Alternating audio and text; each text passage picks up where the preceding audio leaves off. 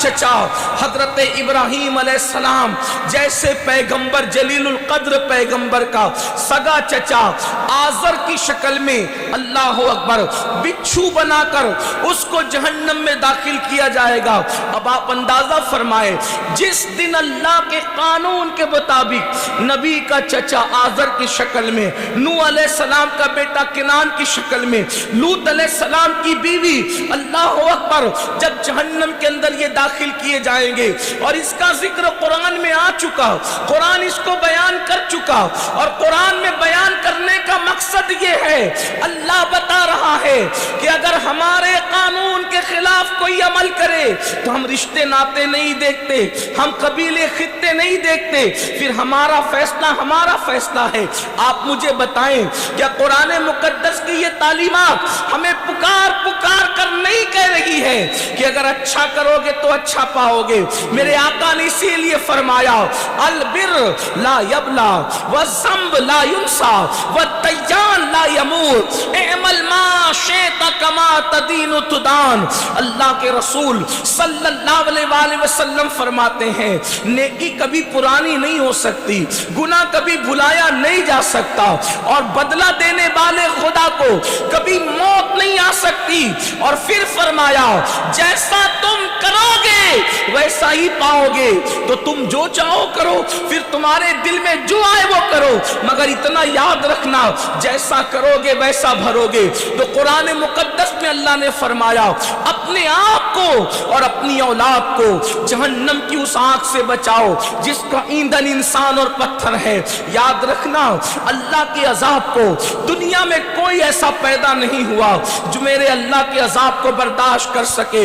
جانتے ہیں ایک قاری قرآن نے سیدنا فاروق اعظم عمر ابن خطاب کے سامنے قرآن کی ایک آیت تلاوت کی، ان عذاب ربک لواقع ما لہ من دافع، بے شک تیرے رب کا عذاب واقع ہو کر کے رہے گا، بے شک تیرے رب کا عذاب واقع ہو کر کے رہے گا، اور جب تیرے رب کا عذاب واقع ہوگا تو دنیا کی کوئی طاقت اس عذاب کو تجھ سے دور نہ کر سکے گی۔ اللہ اکبر۔ یہ آیہ کریمہ سن کر فاروق اعظم پر اللہ کا اتنا خوف اور خشیت طاری ہوئی کہ فاروق اعظم بے ہوش ہو کے زمین پہ گر پڑے، اور کم و بیش 1 مہینے تک عمر ابن خطاب بیمار رہے۔ وہ عمر ابن خطاب جس کو رسول اللہ نے جنت کی بشارت دی تھی، وہ عمر ابن خطاب جس کا ذکر توریت میں ہے، جس کا ذکر انجیل میں ہے، جس کی شان قرآن میں بیان کی گئی ہے۔ آپ مجھے بتائیں ایسے لوگ جن کو جنت کی بشارت دی جائے، وہ لوگ اللہ کے عذاب کو سن کر، خدا کے عذاب کی آیتوں کو سن کر 1 مہینے تک بیمار پڑے اور بے ہوش پڑے رہے۔ اللہ اکبر۔ اور ہمارا حال یہ ہے، وہ کون سا گناہ ہے جو اپنی زندگی میں نہیں؟ میری قوم کے جوانوں، کبھی اپنے چہرے کو آئینے کے اندر دیکھنا، اتنا خوبصورت چہرہ، اتنا حسین چہرہ اور اتنا نازک سا وجود جب یہ جہنم کے اندر گناہوں کی وجہ سے ڈالا جائے گا تو افسوس، کیا یہ ہمارا وجود اللہ اکبر خدا کے عذاب کو برداشت کر سکے گا؟ سوچو تو صحیح، کمزور کتنا ہے انسان کی کمزوری کا عالم یہ ہے کہ انسان تو آگ برداشت ہی نہیں کر سکتا۔ آگ تو آگ ہے، ہم ٹھنڈی برداشت کرنے کے قابل نہیں ہے۔ جو انسان اتنا کمزور ہو کہ وہ ٹھنڈک برداشت نہ کر سکے، جو انسان اتنا کمزور ہو کہ وہ مکھی کا ڈنک برداشت نہ کر سکے، جو انسان اتنا کمزور ہو کہ وہ مچھر کا ڈنک برداشت نہ کر سکے، جو انسان اتنا کمزور ہو کہ اس کو کھیت کا بچھو کاٹے تو انسان تڑپتا پھرے، انسان بلکتا رہے، جسے سانپ ڈس لے تو انسان اس کا درد برداشت نہ کر کے موت کے گھاٹ اتر جائے۔ اللہ اکبر۔ جب دنیا کے ان حقیر سے چھوٹے چھوٹے جانور اور کیڑے مکوڑوں کی تکلیف ہم برداشت نہیں کر سکتے تو کہاں وہ جہنم کا عذاب ہے؟ اب ذرا آؤ، میری اپنی بات نہیں، کسی مولوی صاحب کی بات نہیں، بلکہ تمہارے اور میرے آقا، تمہارے اور میرے مالک و مولا، تمہارے اور میرے نبی مصطفیٰ جان رحمت صلی اللہ علیہ وآلہ وسلم کا ذکر پورے ہوش کے ساتھ، دل کے کانوں کے ساتھ سنو۔ اگر آپ اس جلسے کے اندر سیلفی لینے آئے ہیں تو آپ کا کام ہو چکا ہے. اگر آپ اس جلسے کے اندر صرف ویڈیو بنانے آئے ہیں تو آپ کا کام ہو چکا ہے, اور اگر آپ اس جلسے کے اندر اللہ رسول کے فرامین کو سن کر کے اپنے آپ کو تبدیل کرنے کے لیے آئے ہیں تو تھوڑی دیر ذرا کان لگا کر ہوش کے ناخن لیں. اللہ اکبر. اپنے فائدے کی بات سنیں, اپنی آخرت کی بات سنیں. اللہ اکبر. ہم میں کون ہے جو خدا کے عذاب کو برداشت کر سکے؟ اللہ کے رسول غیب دا نبی صلی اللہ علیہ وآلہ وسلم کا فرمان ہے. میرے آقا ارشاد فرماتے ہیں اس حدیث کو, اللہ اکبر, قرۃ العیون کے اندر فقیہ ابو اللیث سمرقندی نے لکھا ہے. کیا لکھا ہے؟ میرے کریم آقا غیب دا نبی, میرے اور آپ کے آقا مصطفیٰ کریم رؤوف الرحیم صلی اللہ علیہ وآلہ وسلم فرماتے ہیں کہ جہنم کے اندر ایک وادی ہے, جہنم کے اندر ایک وادی ہے. یعنی جہنم صرف ایک جو ہے وہ چھوٹی موٹی نہیں ہے, بلکہ جہنم میں کئی وادیاں ہیں, جہنم کے کئی حصے ہیں, جہنم کے کئی درجے ہیں. جیسے جنت کے کئی درجے ہیں ویسے جہنم کے کئی درجے ہیں. تو میرے اور آپ کے آقا غیب دا نبی صلی اللہ علیہ وآلہ وسلم فرماتے ہیں کہ جہنم میں ایک وادی ہے جس کے اندر اتنی گرمی ہے, جس کے اندر آگ کی اتنی تپش ہے, جس میں آگ کے اندر اتنی حرارت ہے کہ اگر اس میں پہاڑوں کو ڈال دیا جائے تو پہاڑ پگھل جائے. یعنی ایسے حالات ہے جہنم کے اندر کہ اگر اس میں پہاڑوں کو ڈالا جائے تو پہاڑ پگھل جائیں گے. اور وہ ایسی وادی ہے جس سے جہنم بھی ایک دن میں 5 مرتبہ اللہ کی پناہ مانگتا ہے. جس سے جہنم کی اس وادی سے جہنم بھی دن میں 5 مرتبہ پناہ مانگتا ہے. اور اس میں پہاڑوں کو بھی ڈالا جائے تو پہاڑ پگھل جائے. تو صحابہ کرام نے پوچھا یا رسول اللہ صلی اللہ علیہ وآلہ وسلم, ہمارے ماں باپ آپ پہ قربان, آقا وہ وادی جس سے جہنم بھی دن میں 5 بار پناہ مانگے, آقا وہ وادی جس میں پہاڑ پگھل جائے, پتھر پگھل جائے, اس وادی میں کس کو داخل کیا جائے گا, اس وادی میں کس کو ڈالا جائے گا؟ تو اللہ کے رسول غیب دا نبی صلی اللہ علیہ وآلہ وسلم فرماتے ہیں اس وادی میں 2 لوگوں کو ڈالا جائے گا. ایک تو وہ جس نے نماز کو جان بوجھ کر چھوڑا ہوگا, جس نے نماز کو جان بوجھ کے ترک کیا ہوگا, اس وادی کے اندر ڈالا جائے گا. اور دوسرا وہ جس نے اپنی زندگی کے اندر 1 درہم بھی حرام کا کھایا ہوگا, 1 لقمہ بھی حرام کا کھایا ہوگا, اس وادی کے اندر ڈالا جائے گا. یعنی کہ وہ وادی جس سے ایک دن میں 5 مرتبہ جہنم پناہ مانگے, جہنم کی وہ وادی جس میں پہاڑ بھی پگھل جائے, وہ 2 لوگوں کا ٹھکانہ ہے, بے نمازیوں کا اور حرام کھانے والوں کا.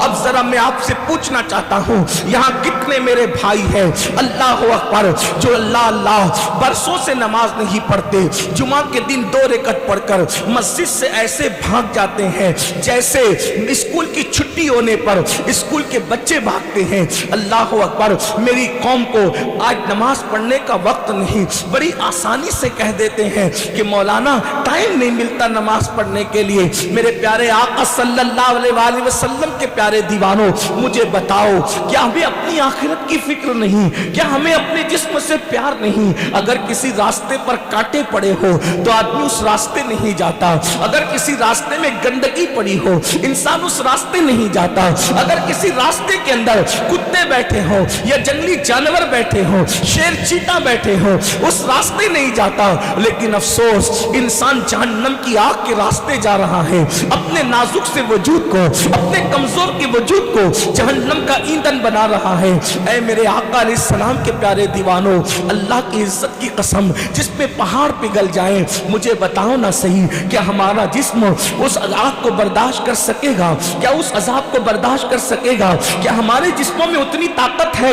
آپ مجھے بتائیں میرے بھائیوں. ایک وقت کی نماز کے لیے صرف 10 منٹ کا ٹائم لگتا ہے. ہم ایک مرتبہ موبائل کھولتے ہیں واٹس ایپ کے حوالے سے تو گھنٹوں اس میں ہمارے چلے جاتے ہیں, فیس بک پہ بیٹھتے ہیں تو رات کے 3 بجے تک ہم وقت لگا دیتے ہیں, یوٹیوب پر بیٹھتے ہیں تو 6 5 گھنٹے کدھر جاتے پتہ نہیں چلتا. سوچو تو صحیح, فیس بک کو گھنٹوں دیے, واٹس ایپ کو گھنٹوں دیے, یوٹیوب کو گھنٹوں دیے, دوستوں کو گھنٹوں دیے, سب کو وقت دیا, لیکن اس اللہ کو وقت نہیں دے رہے. سوچو تو صحیح ہمارے پاس کس کے لیے ٹائم نہیں نہیں ہے اس اللہ کے لیے جس نے ہمیں ماں کی کوکھ سے پیدا کیا. کس کے لیے؟ جب ہم کچھ بھی نہیں تھے, ہم کوئی شے نہیں تھے, کوئی ذکر کردہ شے نہیں تھے, اس وقت ایک ناپاک نطفے کو اللہ نے عزت کی صدف میں ماں کے پیٹ کے اندر داخل ہونے کا شرف عطا کیا. میں یہاں اہل علم کی توجہ چاہتا ہوں, مجھے بتاؤ وہ نطفہ اگر کسی شریف ماں کے صدف میں پہنچنے کی بجائے کسی فاحشہ کے صدف میں پہنچتا تو ہماری عزت کیا ہوتی, ہمارا وقار کیا ہوتا؟ بتاؤ اگر کسی شریف ماں کے پیٹ سے پیدا ہوئے ہیں تو یہ اللہ کا احسان ہے کہ نہیں ہے؟ کتنا بڑا احسان ہے. اللہ اکبر. مجھے بتاؤ اگر اسی ایک احسان پر توجہ کریں, اسی ایک احسان پہ توجہ کریں, ایک احسان پہ توجہ کریں, یہ اس کا احسان ہے. پھر اللہ اکبر ماں کی شرافت کے ساتھ, صرف شرافت نہیں, پھر اس کے سینے کے اندر اللہ رب العزت نے پیدا ہونے سے پہلے ہماری محبت پیدا کر دی. یہ دوسرا احسان ہے. اگر محبت نہ پیدا کرتا, وہ نطفہ ماں کے پیٹ میں آیا تھا, شرافت کے بعد بھی اگر اس کے دل میں شیطانی وسوسہ آتا اور وہ ہمیں اپنے پیٹ ہی سے گرا دیتی, کٹوا کر کے, اللہ اکبر, چمچوں سے کٹوا کر, مشینوں سے کٹوا کر, ٹکڑے کروا کر گٹروں میں بہا دیتی جیسے اور مائیں بہایا کرتی ہے, تو بولو ہمارا کیا بنتا, ہمارا کیا ہوتا؟ لیکن اس کی شان ہے پیٹ میں داخل کیا شریف ماں کے, اور پھر اس ماں کے سینے میں ہمارے لیے محبت پیدا کر دی. وہ الٹیاں کرتی رہی اور سوچتی رہی خوش ہو کر کہ میں ماں بنوں گی, وہ تکلیفیں اٹھاتی رہی, وہ بوجھ ڈھوتی رہی, اس کے بعد سوچتی رہی کہ میں ماں بنوں گی. پھر اتنا ہی نہیں, اللہ اکبر, اس نے ہمیں جنم دیا. یہ جنم دینے کا مرحلہ بھی وہ اللہ رب العزت کے کرم سے رہا, ورنہ اللہ اکبر, اللہ ہمارے پیدا ہوتے ہوتے ہماری ماں ہی مر جاتی تو کیا ہوتا, یا ہم ہی مر جاتے تو کیا ہوتا. پھر ہمارے پیدا ہونے سے پہلے ماں کے سینے میں ہمارے لیے غذا پیدا کی, ماں کے سینے میں ہمارے لیے دودھ پیدا کیا. اللہ اکبر. اس طریقے سے کتنے احسانات ہیں. پھر بولنا سکھایا, پھر چلنا, اللہ, کتنے مراحل ہے. اللہ اکبر. اللہ رب العزت کے احسانات, زمین اس نے بنائی, آسمان اس نے بنائے, مشفق ماں باپ اس نے دیے, اچھا خاندان اس نے دیا, اچھا قبیلہ اس نے دیا, سب کچھ اس نے عنایت فرمایا. اس کے باوجود حالات یہ ہے کہ ایک مسلمان ہو کر کے اللہ کے لیے 10 منٹ کا ٹائم نکالنے کو تیار نہیں ہے. 24 گھنٹے میں 10 منٹ کا ٹائم جمع کریں تو صرف 50 منٹ بنتے ہیں. اللہ اکبر. اب مجھے بتاؤ کتنی آسانی سے کہہ دیتے ہو کہ مولانا ٹائم نہیں ملتا نماز پڑھنے کے لیے. یاد رکھو اللہ کے رسول کہتا نبی صلی اللہ علیہ وآلہ وسلم نے بے نمازیوں پہ لعنت فرمائی ہے. لعنت کا مطلب کیا ہے؟ لعنت کا مطلب کیا ہے؟ گویا کہ حضور ان سے بیزار ہے. لعنت کا مطلب کیا ہے؟ حضور کہہ رہے ہیں کہ اللہ ان کو اپنی رحمت سے دور کر دے. مطلب لعنت کا کیا ہے؟ جن لوگوں نے رسول اللہ کے دندان شہید کیے حضور نے ان پہ لعنت نہیں فرمائی. جن لوگوں نے رسول اللہ کو زخم دیے, حضور کا خون بہایا, حضور نے ان پہ لعنت نہیں فرمائی. جن لوگوں نے حضور کے چچا کو شہید کیا, حضرت امیر حمزہ کو, حضور نے ان پہ لعنت نہیں فرمائی. جن لوگوں نے حمزہ کا سینہ چیر کر کے اس سے کلیجہ نکالا اور کچا کلیجہ دانتوں کے تلے دبایا اور کلیجہ دانتوں تلے دبا کر چبا کر کے تھوکا, اس فعل پر بھی رسول اللہ نے ان کو لعنت نہیں کی بلکہ ان کی ہدایت کے لیے دعا کی. مگر فرمایا جو نمازوں کو ترک کرتا ہے اس پر اللہ کی بھی لعنت ہے, رسول اللہ کی بھی لعنت ہے, فرشتوں کی بھی لعنت ہے. مجھے بتاؤ جس قوم پر اتنی لعنتیں ہو وہ قوم عزت کے ساتھ کیسے جی سکتی ہے؟ اس قوم کے گھروں میں برکت کیسے ہو سکتی ہے؟ اس قوم کو وقار کیسے مل سکتا ہے؟ وہ قوم ترقی کی راہ کیسے چل سکتی ہے؟ آپ جانتے ہیں ایسی قوم پر پھر اللہ کے عذاب کی شکل میں کبھی ظالم حکمراں آتے ہیں, کبھی زلزلے آتے ہیں, کبھی طوفان آتے ہیں, کبھی تنگ دستی آتی ہے, کبھی اولاد کی نافرمانی آتی ہے. سن لو اللہ کے رسول غیب داں نبی صلی اللہ علیہ وآلہ وسلم اپنے صحابہ سے کہتے تھے, اصحاب سے کہتے تھے, جو نماز نہیں پڑھتا ان کے ساتھ اٹھا بیٹھا نہ کرو. حضور اپنے صحابہ سے کہتے